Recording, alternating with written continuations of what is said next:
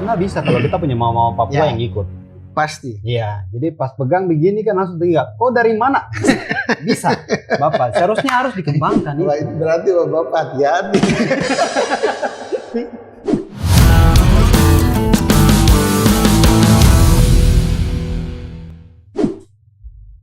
Halo gengs, jumpa lagi di podcast DPN Papua. Kali ini saya berada di Sekretariat Kormi. Dan kali ini saya akan podcast bersama Bapak dari Sekum Kormi. Ya. Apa kabar Bapak? Terima Baik. kasih lagi Ya, mau terima membagikan kasih. waktu. Ya. Jadi kali ini kita akan ngobrol-ngobrol bagaimana masyarakat Papua mengenal apa itu Kormi. Dan saat ini saya bersama Pak Sekum untuk bincang-bincang bagaimana kita tahu masyarakat Papua mengenal Kormi itu apa. Saya masuk yang lebih sederhana saja Bapak ya. Ya. Ini kita lebih santai saja.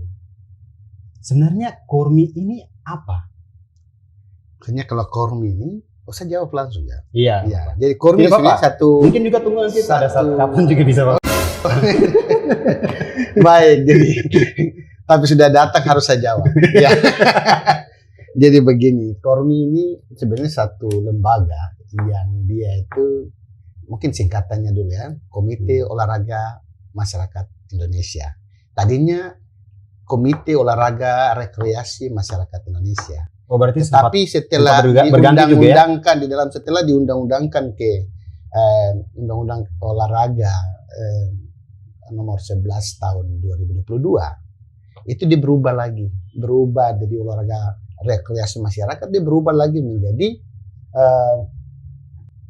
Komite Olahraga Masyarakat Indonesia, jadi Kormi. Jadi rekreasi sudah dihilangkan, sekarang sudah langsung Komite Olahraga Masyarakat Indonesia. Kenapa kata rekreasi dihilangkan? Itu karena tadinya ketika rekreasi digunakan tuh banyak orang menilai bahwa olahraga ini tuh hanya membuang-buang anggaran saja, karena dia punya lebih melihat ke hanya rekreasinya, hanya bersenang-senang, Oh hanya hiburannya hanya saja. hiburan. Sedangkan ini ya. fokusnya Kormi lebih serius lagi. Ya, dia lebih mengarah kepada kesegaran jasmani, olahraga atau kebugaran. Jadi kemudian itu dirubah di Undang-Undang Nomor 11 2022 dia sudah rubah. Jadi sudah dihilangkan rekreasinya.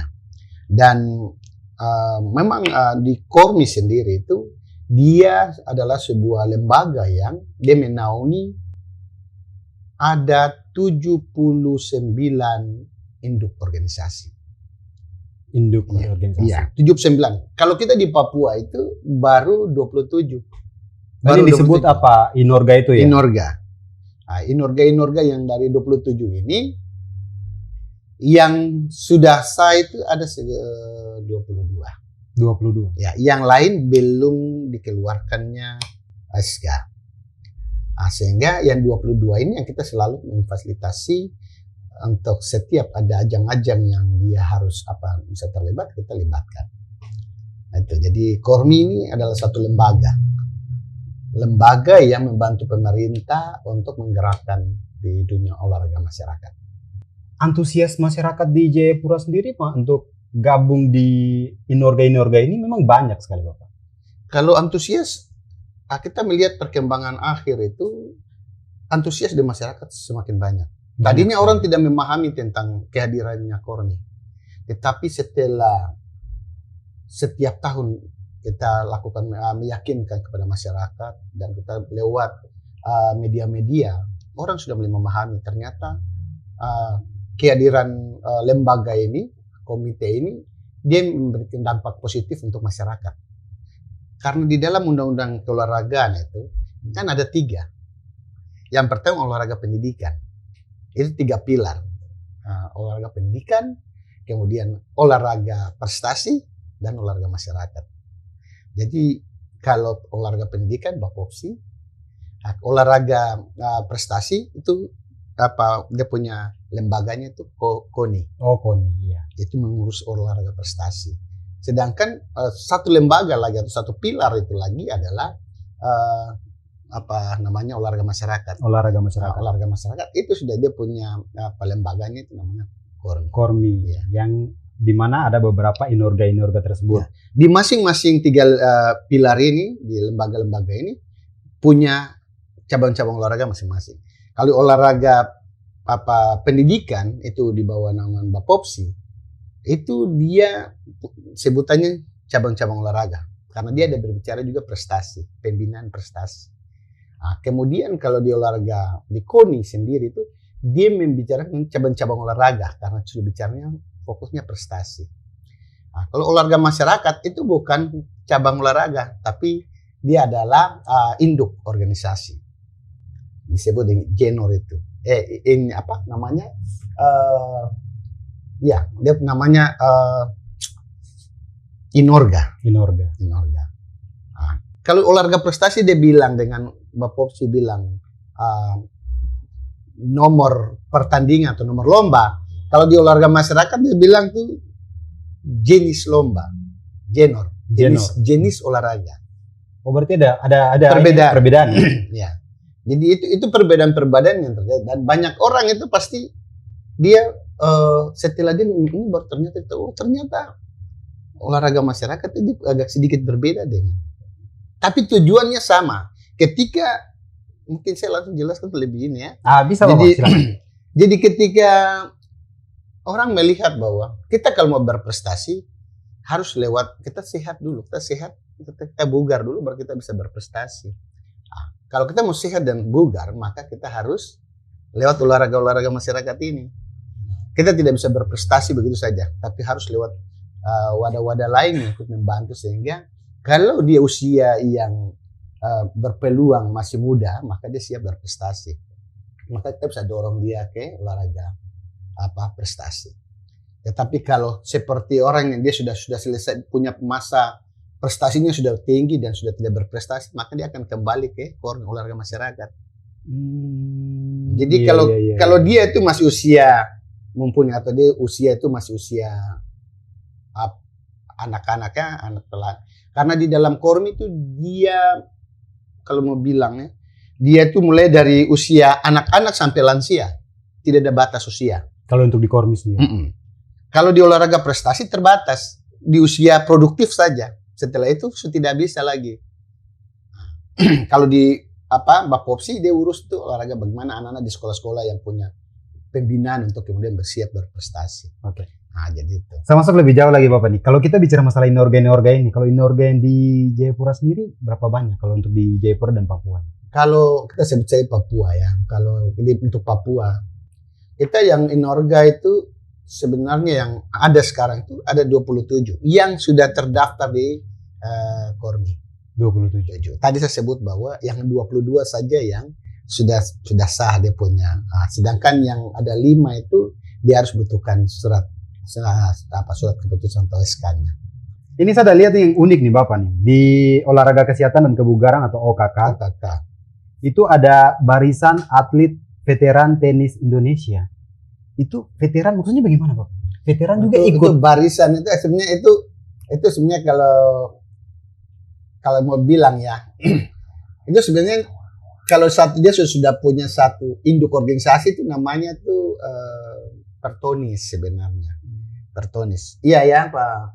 Jadi Pertonis dia. Pertonis itu kemarin sudah dipertandingkan di Fornas. Untuk kalau bilang veteran berarti orang-orang yang sudah pernah berprestasi, orang-orang yang sudah tidak berprestasi lagi. Itu veteran ya.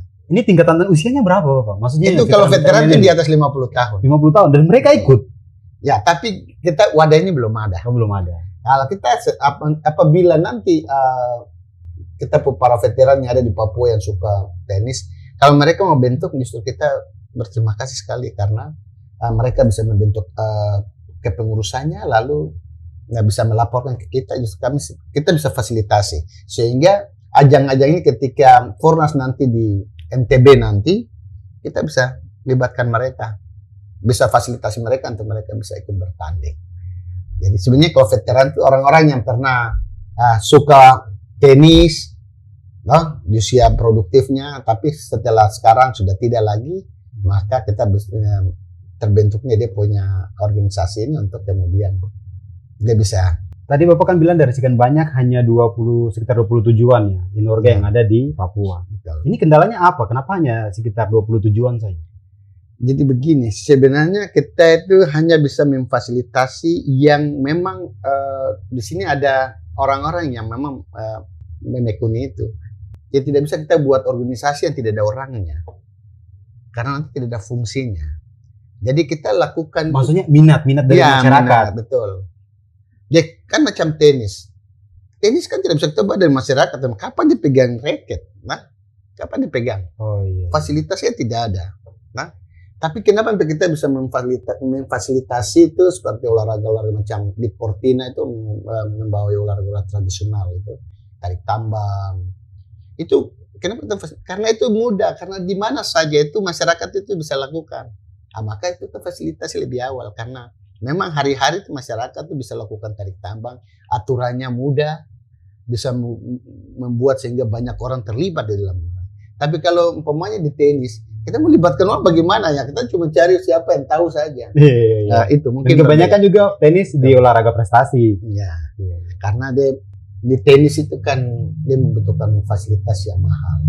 Kalau kita hanya bisa memfasilitasi olahraga ya murah meriah. Jadi dia itu tidak terlalu mengeluarkan anggaran untuk fasilitas-fasilitas yang mewah atau yang yang standar. Tadi Bapak bilang masalah tarik tambang.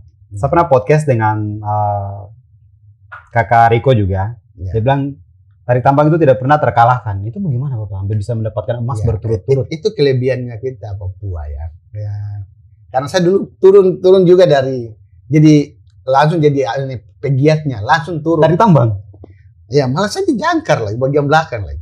Saya yang perintah. Luar biasa, berarti masih kuat nih Bapak. Nah, jadi setelah itu pindahlah kita mulai dari Bali. Kita di Bali, kemudian itu tahun berapa Bapak kalau saya tanya? Itu 2015. 2015 itu di Bali.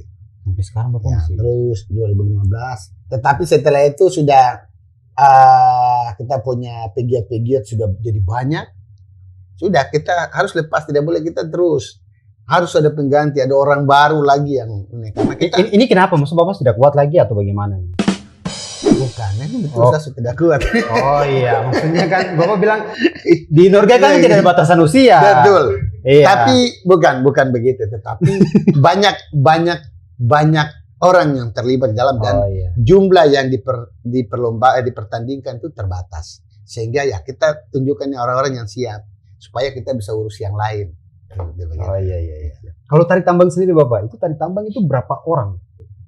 Kalau kemarin kita 12 orang. Ya, 12. Kita berturut-turut mendapatkan emas. Dan kita Papua Putra khususnya itu belum terkalahkan sampai sekarang. Kalau untuk putri? Kalau putri pernah kita kalah dengan Jawa Timur. Kita cuma dapat medali perak. Setelah itu langsung hilang karena ya kita ada sedikit clash, tidak sependapat pada saat di Bali itu terjadi sedikit ini. Dan waktu kita putuskan untuk putri kalah dan sudah kita cuma dapat perak. Tetapi setelah putra ini sudah selalu menjuarai setiap event nasional, maka kita coba dengan putri. Dan kita coba dan kita langsung mendapatkan medali emas. Dan itu sungguh luar biasa. Makanya kita dikasih satu ini dari Portina Pusat bahwa memang untuk Papua itu luar biasa di dalam hal tarik tambang. Dagongan belum. NTB dagongan putra-putri kita akan bawa. Kita cuma kalah di teknik. Kalah di teknik. Ya, tapi besok karena dagongan di NTB kita sudah pelajari tekniknya dan pasti kita akan raih. Dan itu kita akan bawa pulang. Berarti Bapak dari belakang Bapak pantau juga ya? Kita tahu tekniknya apa. Nah, dan kita sudah tahu. Kalau untuk tingkatan usia di tarik tambang sendiri bagaimana Bapak? Kalau tingkatan putri sama putra nih? Tidak ada batas usia. Yang penting jumlah berat badannya sama. Oh, berat badannya? Dilihat dari berat badan. Jadi kita timbang dulu. Kalau putra 80 kilo ke bawah, putri 70 kilo ke bawah. 70 kilo. 60. Nah, jadi biar dia sudah tua atau dia masih baru SMA tetapi berat badannya sama, sudah itu kita bisa gunakan. Berarti dilihat dari bobot berat badan. Iya, berat badan. luar biasa. Berarti memang tidak pernah terkalahkan gitu Bapak. Untuk sementara 5 kali berturut-turut. Kalau untuk di Inorga sendiri selain dari tarik tambang yang membawakan emas untuk Papua, Inorga apa saja? Kalau kita itu yang emas itu kita termasuk dengan IOSKI. IOSKI ini kan dia bicara tentang kreasi, senam kreasi ya, senam kreasi. Dan itu ya mungkin karena kemarin saya terakhir itu baru karena semakin banyak pesaing. Kita Papua ini sudah terpecah jadi beberapa provinsi. Tetapi persaingan untuk merebut 1, 2, 3 itu Papua masih yang terbaik. Untuk di IOSKI. Ya, di IOSKI. Tapi sebelumnya tuh mulai dari Bali. Bali itu IOSKI itu apa Masih unggul. dia unggul terus. Cuma terakhir kemarin di Palembang. Palembang saja yang mungkin karena dia punya pesaing semakin ketat ya. Ya kita juga tidak tahu karena dari masing-masing juri kita harus ke depan kita juga harus punya juri-juri IOSKI tingkat nasional supaya itu juga bisa membantu kita. Kadang itu faktor X-nya itu selalu terjadi dan itu bisa kita maklumi karena ya, tapi kita selalu tunjukkan sportivitas, harus ada sportivitas. Kalau olahraga masyarakat tidak boleh kita saling bermusuhan, tapi kita bisa saling mengenal antar provinsi dan kita bisa mengenal ciri khas masing-masing daerah. Saling itu yang support, terpenting. Saling mendukung. Ya, itu yang terpenting. Jadi ke depannya kita harapkan tuh inorga yang tadinya tidak memiliki juri-juri tingkat nasional ya kita anjurkan terus ke depan harus ada supaya kita saling menjaga supaya keadilan itu selalu terjadi. Jangan sampai tidak ada keadilan gitu. Nah, tadi kan Bapak ada ulik-ulik juga masalah inorga. Saya juga ada baca juga memang banyak inorga yang unik Bapak ya di dalam inorga. Banyak sekali. Seperti ketafel, tadi juga ada veteran untuk maintenance. Sepeda ontel juga ada. Sepeda ontel. Ada BMX di lewat rintangan-rintangan. Sampai ada juga di olahraga petualangan dan tentangan atau OPT. Lempar pisau kreasi nasional. Itu masuk juga Bapak? Ada. Cuma tidak untuk kemarin waktu dilombakan dilombakan di tingkat nasional tidak semua provinsi ikut karena pendaftarnya itu baru 7 provinsi.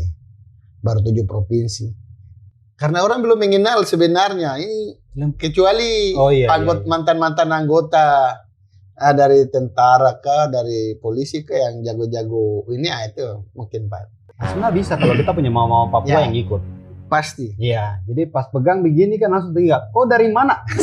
Bisa, Bapak. Seharusnya harus dikembangkan. Wah, itu berarti Bapak hati-hati.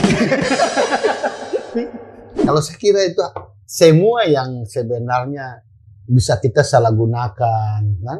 Tapi kalau kita sudah buat aturan lalu kita ini pasti ada dia punya wadahnya, pasti terarah semua dia punya tujuan. Jadi tidak disalahgunakan oleh orang. Tapi kalau memang dia punya kemampuan, dia punya skill, keterampilannya untuk itu, maka bisa diarahkan lewat organisasi-organisasi yang sudah ada wadah-wadah yang ada, sehingga skillnya itu tidak sia-sia, tapi dia bisa manfaatkan lewat organisasi-organisasi seperti itu. Tapi begini Bapak, Kormi ini pernah bersosialisasi atau memperkenalkan kepada pelajar-pelajar begitu untuk tidak hanya ada loh olahraga prestasi, tapi ada juga olahraga masyarakat. Kalau Kormi sudah beberapa kali ya, kita buat untuk pertama kita buat di SMA Taruna Bakti. Di SMA Taruna Bakti sudah kita lakukan sosialisasi tentang olahraga maksud dari inorga yang berkecimpung di Kormi ini. Dan itu pada saat itu hanya baru 14 inorga, tapi sekarang sudah menjadi 27. Dengan setiap kegiatan event-event yang kita selenggarakan umum, kita harapkan tuh masyarakat semakin memahami. Ternyata olahraga yang biasa kita main-main cuma begini, ternyata tuh dipertandingkan, diperlombakan, seperti begitu. Aturannya sudah ada. Tadinya kita tidak pakai aturan, ini sudah ada aturan. Seperti begitu. Jadi contoh kecil saja di apa nih namanya di Hadang. Biasanya kita main, kalau sekarang mungkin anak sudah lupa ya. Kalau dulu tuh memang tali masuk itu. Kalau bulan terang itu ambil abu di dapur, bikin garis putih, atau bikin kotak. Kemudian ada yang jaga tali tengah, ada yang jaga setiap tali pembatas, ada siksak. Kemudian itu masuk dalam Minorga? Ada, namanya Hadang. Hadang? Iya. Itu induk organisasinya ada. Dan itu dipertandingkan. Ya sekarang kalau kita dulu bilang tali, terus ada masuk bulan terang kalau kita mau main. Sekarang itu sudah dipertandingkan dan itu luar biasa. Aturannya sudah baku. Tidak boleh orang lewat dari aturan yang sudah ada. Kalau kita dulu tali, satu kaki di luar, satu kaki dalam berlari begini. Kalau di sekarang aturan bakunya tidak bisa. Dia harus lari di dalam. Terus kalau kita dia aturannya dulu kita bisa balik langsung sentuh orang yang di belakang. Yeah. Kalau dia tidak bisa, kalau dia begini aja, dia cuma jaga ini. Dia tidak boleh yang di belakang lewat, tidak boleh dia bilang apa tuh istilahnya dia sentuh juga lewat.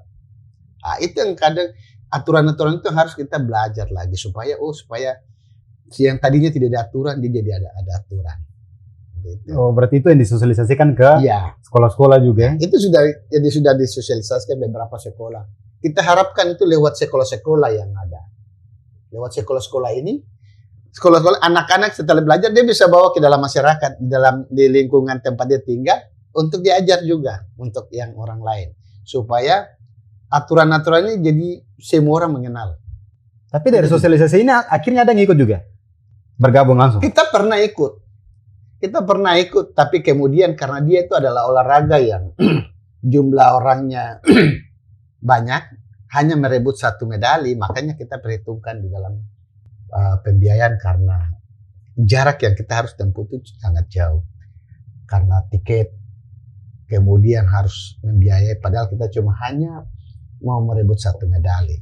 Seandainya itu kita jadi tuan rumah atau kemudian ada di dekat-dekat provinsi terdekat, kita bisa bawa. Cuma karena itu, kita pernah punya 1 kali. Itu pun kita bongkar dari masing-masing Minorga yang kita bawa, kemudian kita copot saja. Kemudian, tapi sekarang sudah semakin tertata administrasinya. Jadi setiap pegiat tidak boleh mengikuti Inorga yang beda. Kecuali dia bisa mengikuti ini nomor atau jenornya, tapi dia tidak bisa. Dia di Inorga ini atau di cabur ini dia tidak bisa pindah ke main di cabur yang lain. Berarti memang dihilangkan kreasi itu karena memang lebih diperketat biar menjadi olahraga yang bergengsi juga. Iya. Karena sampai dunia ada olahraga yang tarik tambang, ada beberapa itu sampai mendunia. Oke, Bapak bilang masalah mendunia nih.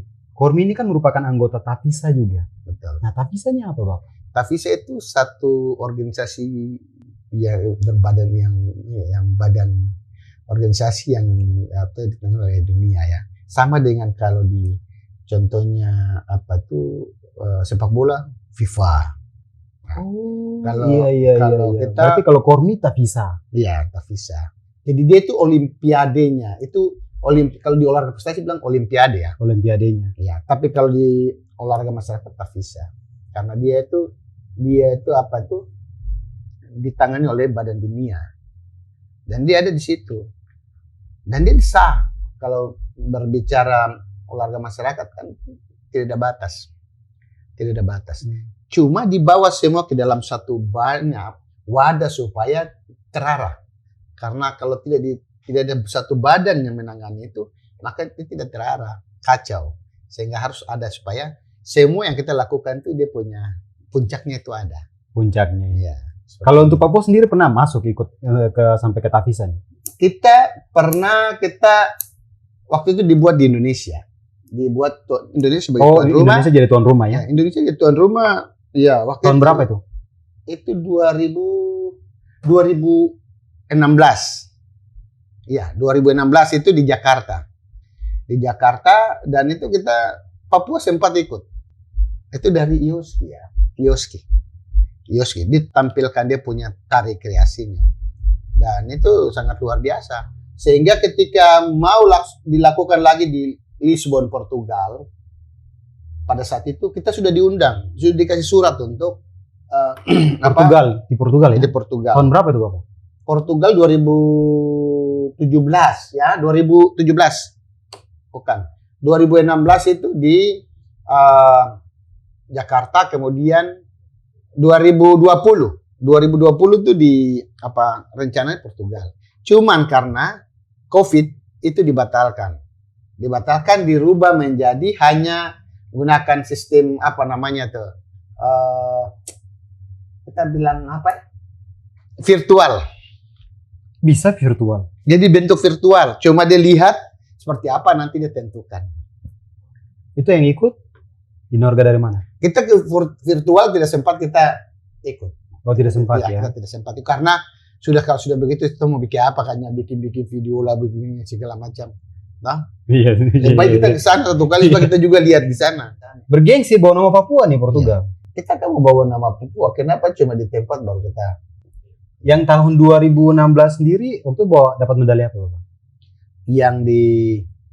Yang Tavisa di itu Indonesia kita ikut serta untuk mendukung kita punya Indonesia sebagai tuan rumah. Nah, ya pada saat itu kan di dalam bentuknya itu kita tunjukkan kita punya keaslian daerah, keaslian negara atau daerah masing-masing. Dan kita diundang mewakili Indonesia dan itu dilakukan di Jakarta sebagai wakil Indonesia sebagai tuan rumah. Ketika di Portugal sana cuma karena COVID batal. Ya, kendalanya sekarang COVID, itu ditunda lagi dan pelaksanaan berikut ini nanti di Jerman. Di Jerman ini yang kita sekarang lagi ada berusaha untuk bagaimana caranya supaya meyakinkan pemerintah supaya ya kita juga bisa ikut serta di sana, karena di sana bukan hanya kita ke sana untuk mencari ajang juaranya, tetapi kita memperkenalkan kepada dunia bahwa kita Papua juga punya potensi lain. Bukan hanya di ini, tapi kita ada olahraga-olahraga yang sebenarnya tidak dimiliki oleh negara-negara lain. Nah, salah satu juga kita bisa tunjukkan kepada dunia bahwa ini loh kita punya Papua punya keunikan macam dengan kita punya souvenirnya. Kita tunjukkan ke dunia bahwa kita punya seperti ini, patung-patung macam asmat kita tunjukkan. Nah, di sana ya kalau kita tunjukkan dan jika ada keinginan untuk ini maka itu bisa dijual. Itu tujuan dari kita sampai di sana. Oh, berarti tidak hanya ikut untuk berolahraga tapi bagaimana memperkenalkan budaya juga. Jadi olahraga masyarakat ini sebenarnya tujuan itu dia luas sebenarnya. Dia memberikan pembelajaran edukasi kepada masyarakat untuk kita sebenarnya itu pentingnya kita berolahraga itu untuk apa? Kita bisa sehat, bugar, bisa mempertahankan hidup lebih lama. Jadi kita tidak terlalu mengunjungi rumah sakit lebih banyak. Tetapi itu berarti semangat utama dari terbentuknya Kormi. Betul. Itu tujuan itu, sehingga kenapa pemerintah ikut mendukung, karena pemerintah lihat bahwa kita ini di Indonesia paling banyak rumah sakit. Kalau Indonesia ini paling banyak rumah sakit dan banyak orang lebih banyak mengunjungi rumah sakit. Dan anggaran terbesar untuk dikeluarkan itu adalah biaya kesehatan. Maka dianjurkan ke Indonesia masyarakat bahwa harus kita berolahraga supaya kita sehat. Kalau kita sudah sehat pasti kita umur panjang. Tidak mungkin orang orang sehat tiba-tiba mati. Nah, jadi itu harus sehat dalam arti luas ya dia. Jadi itu tujuan pemerintah sehingga diharapkan 2045 itu Indonesia sudah bugar. Dan mulai dibangun dari mana? Mulai dibangun dari olahraga masyarakat. Olahraga masyarakat. Seperti itu. Kalau untuk Kormi ini dia punya kompetisi itu kan maksudnya di Fornas. Kalau Fornas itu berapa tahun sekali, Bang? Per 2 tahun. Per 2 tahun. Ya. Sedangkan kalau untuk Tavisanya sendiri? Tavisa dia juga 2 tahun. 2 tahun ya? Ya. Berarti memang baku kejar juga ini? Ya, jadi selesai ini kita tujuannya untuk ini. Selesai ini dia tujuan untuk ini. Jadi seperti begitu. Kalau untuk di Kormi sendiri, rencana nih kapan Kormi jadi tuan rumah? Untuk Fornas. Kita sebenarnya itu kalau kita meminta untuk setelah kita harapkan itu setelah NTB Papua, dan kita sudah bangun komunikasi dengan pihak pusat, Kormi pusat, dan sebenarnya ada signal untuk kita. Cuma sekarang kembali ke kita punya kita meyakinkan ke kita punya pimpinan supaya kita tidak hanya pernah jadi tuan rumah tingkat nasional di PON, tapi di olahraga masyarakat pun bisa kita laksanakan. Dan itu yang kita harapkan. Kita harapkan setelah NTB harus Papua. Karena mulai dari tengah, dari wilayah barat sudah sampai di Kalimantan, ya bagian tengah dia harus ke bagian timur. Kalau dia sudah sampai di NTB, kita harapkan sudah sampai di Papua. Kalau sudah sampai di Papua baru mau kembali ke barat, silakan. Yang penting supaya kita merasakan rasa keseimbangan. Karena apa? Selama ini setiap kegiatan untuk Fornas kita selalu berangkat dengan anggaran yang besar. Kita mau supaya provinsi lain juga rasakan seperti kita bahwa ternyata tuh Papua itu kita buat kegiatan wilayah barat itu mereka terus pergi dengan biaya yang besar. Mereka juga harus rasakan kepada kita seperti kita. Harus mereka juga datang, mereka rasakan bahwa ternyata sampai di Papua itu biayanya besar. Supaya ada keseimbangan. Seperti begitu. Luar biasa sekali. Oke Bapak, terima kasih banyak lagi Bapak sudah mau membagi cerita di podcast kita kali ini. Bagaimana minat masyarakat untuk tetap sehat dan bugar.